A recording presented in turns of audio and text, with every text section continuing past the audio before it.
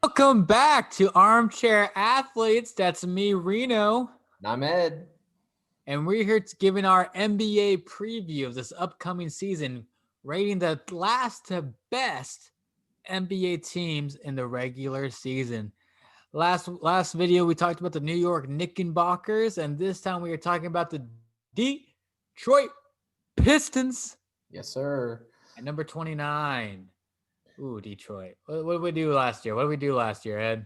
All right, so the Detroit Pistons went 20-46, and that was good for the 13th spot in the Eastern Conference. All right, Reno, what did they look like? You're shaking Oh your head. man, they looked bad. They looked bad. They looked like every mom taking a profile picture on Facebook. They looked bad. Um, so there's one good thing that came out of Detroit. Actually, let me give you three good things that came out of Detroit last year. Three. Derrick Rose came back. D Rose came back, and I'm here for it. I love it. I wish my Lakers traded for him. I'm not mad about Dennis, but it's a different conversation for another time. But D Rose came back. He was born from the ashes again. Um, Sequoia, Doctor Doom, Sequoia Demboya, their power forward, their first round draft pick last year. He was fantastic. Excuse me, I'm sorry. He was fantastic last year. He did great. And then finally, Christian Wood, when they traded Andre Drummond, Christian Wood showed up. He's a quality center. He's a really high end modern day center. He's going to perform really well. Unfortunately, he's not a Piston anymore. So good job, Detroit. Detroit made a lot of decisions right there. You know what I'm saying? I don't get what they did at all. Yeah, let's recap some of those decisions. Oh my God, what did they do? Number one, let's talk about who they added because it was a lot. They signed Jeremy Grant, a wing, Mason Plumlee, center Jalil Okafor, a center Josh Jackson, a wing, and then they got a couple of guards. I like DeLon Wright, Rodney Magruder's a quality ninth man off the bench. Here's the thing: they spent so much money on Denver's backup players. Mason Plumlee is going to be their starting center next year, and they gave him like 8-9 million a year for Mason Plumlee. When you can get a player like Montrezl Harrell is 8 million a year. Yeah. You're getting paid as much as a 6 man of the year. Jeremy Grant, he's just not going to be the offensive player for him. He was promised a bigger offensive role, and he doesn't have the skill set. At least we haven't seen the skill set that. I mean, he's a solid defender. He's not a great defender. I wasn't blown away by his defense, but he's a solid defender. And if you look at their subtractions, this is where it gets big. The Pistons signed 3 power forward / centers and Grant, Plumlee, and Okafor, and they spent big money on it. But you know who they didn't spend money on? Christian Wood, who they should have broke the bank because of it, because that would be their second best player behind Derrick Rose next year. A big who could shoot, protect the rim, get boards, block out, set screens. The other one, Luke Kennard. Luke Kennard and start. Bruce Brown's a good defensive player, but he's all right. Langton Galloway is a good shooter. That's kind of it. Tony Snell is another 8-9 bench player. But that's what we're really looking for is their additions. They spent a lot of money on decisions that make no sense. Yeah, and also going off that a little bit, they also brought in LiAngelo Ball for a little bit before they cut him. So that was yeah, definitely LiAngelo. They had him for a week. that was And I had my boy for a week. that was a very interesting Did choice. you see on TMZ he was about to he supposedly ripped the Pistons? It's like, this is not functioning, blah blah blah blah blah. Dude, it's the freaking Pistons. What do you think you signed up for, man? I do like their coach, Dwayne Casey. I like their coach, but their front office is whack. But no, you're right. I like that I forgot about LiAngelo because it was like a blink and you missed the type of situation. So let's talk about their draft picks that they had. They took Killian Hayes in the first round. Love it. 6'5" point guard from France. He was the 7th pick. He played professional ball in France a couple years back, and then this past year he played in Germany. could be the next Luka Doncic, even though we just had Luka. If from what I've been reading, really able to create for his teammates using his size, now and really good, able to score in isolation. He shot 42% from three off of the dribble, and had 6.2 assists off the game. He does have a lot of working on his dribbling to his right side. He is left-handed, and a lot of now in the European system, and with it not being the pros, they were not really able to shut him down too big because he was able to always get to his left side. Let me give you a comp. Let me give you a comp for Killian Hayes, because I like that you're giving me the facts. Killian Hayes' floor is Manu Ginobili. His ceiling is James Harden. Yeah, Maybe I've heard not that as as well. good, but he's going to be probably a step below. If you're a step or below from James Harden, that's Bradley Beal. That's pretty good. As an all-star. Killian Hayes he has, in my opinion, the biggest bust potential, but also he has potential to be pretty dang good. Yeah. Carry on. Couple more things on him. He really is going to have to work on that dribble going to the right because they will force him to go right. That's just what NBA defenses do. That's And what the he big boys needs to do. work on that. And another thing he needs to work on, where his 3-point off the dribble was phenomenal last year.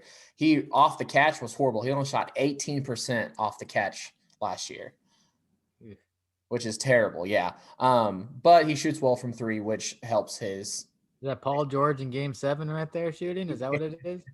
For real. NBA.com's comp was D'Angelo Russell. I ain't mad about it. The other pick we have here is Isaiah Stewart. They picked him at 16. He Like is it. a 6'9" center from Washington. He is more old-fashioned big man in terms of strength, and now his size, not necessarily because he's only 6'9", but he is definitely more comfortable in the paint than he is perimeter. But from what I read, he was starting to show some good promise in his mid-range game towards the end of the year. Really high effort, high energy guy. Will get you a ton of rebounds. I kind of think of him to be more of a Dennis Rodman, just with a little bit more length and can shoot a little bit better. At least has a little bit more. I think Isaiah Stewart reminds me of someone like a Derek Favors. And they're about the same size. Reminds me of That's someone like yeah. Derek. What was that? That's the comp was Derek Oh, is Favors. that really? Yeah. That's funny. He reminds me of Derek Favors a lot. I think he's going to have a long career in the NBA, but I also think he's going to be a career backup big man. I don't see him starting for a lot of teams, man, unless they're like bad. I mean, unless he gets a Mason Plumlee contract. But Yeah, and he's not really the best at protecting the rim. He does have that length though, so he does fare better one-on-one. But when it comes to protecting the rim, he is not going to be there for them. I like him with Dwayne Casey. I think that's a good match. Yeah. And then they actually had 3 picks in the top 20 this year because they made 2 trades. So let's go ahead and talk about the rotation. Okay. So such a sad rotation. So like with the Knicks, you kind of got like the youth vibe, like it was like a bunch of fun kids in college and they're all about to learn how to play basketball together. You get that vibe. I look at this Pistons team, I scratch my head, man. I don't get a Derrick Rose. Love Derrick Rose. I think Derrick Rose, Blake Griffin, I think this whole team except for Killian Hayes, Dr. Doom, which is Sequoia. Let's see. And maybe Isaiah Stewart. I think those are the 3 players that are untouchable. Everyone else is willing to. I think the Detroit Pistons, this starting lineup, their starting lineup doesn't really make sense. They have 3 power forward. Or, no, sorry, Jeremy Grant, Blake Griffin, Mason Plumlee, which I think people are sleeping on Blake Griffin. He has a little bit of toughness to him now. I don't know if you saw the video of him literally throwing Thomas Bryant, the starting center for the Wizards, and then laughed like he. So Bryant went to box him out, and then Blake did a Dwight Freeney with the Indianapolis Colts and like did a kind of Mr. Miyagi move, knocked him on his backside, and Thomas Bryant went to like perk up. Blake Griffin's laughing. He just laughs in his face, walks off. Blake Griffin's that guy now. He wasn't that guy before. Good. I like that. He's an Okie boy. So He is an Okie boy. I Blake love him. Griffin. This lineup, I'll be honest, this lineup's terrible. I don't like this lineup at all. They have positions. They have two centers and a power forward on their bench. I don't like this team. I like Killian Hayes. I think the destination for this team. Matter of fact, let's into the vibe check real quick. So I'm about to tell you the vibe for this team. The vibe for this team is going to be the trade capital of the NBA. I have such a strong hunch. I can feel it just coming to my brain noggin. And it's just going to be Derrick Rose going to get traded. Blake Griffin's going to get traded. Mason Plumlee's not getting traded. He gets paid too much damn money. But I can see DeLon Wright, who's a quality player. This team is going to get traded to get picks, maybe not to get great picks, but to get some sort of feedback. Blake Griffin's going to be a starting center. He's going to go to center. He's going to be a starting center for a quality team by the trade deadline. Derrick Rose is going to go to a contending team by the trade deadline. These are going to be some. I could see Derrick Rose. Honestly, I could see him go to the Bucks. Derrick Rose with Drew Holiday at the 2, Chris at the 3, Giannis at the 4, Brooke at the 5. Trade Dante DiVincenzo and a couple of seconds.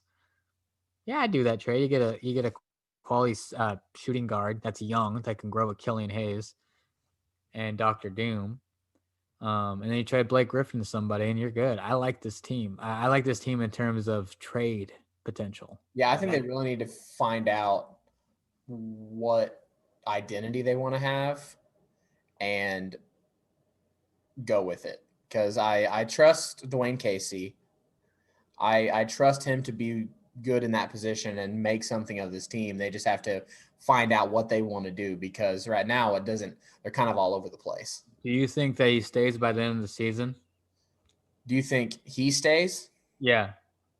I think it depends on how well Killian Hayes performs, honestly.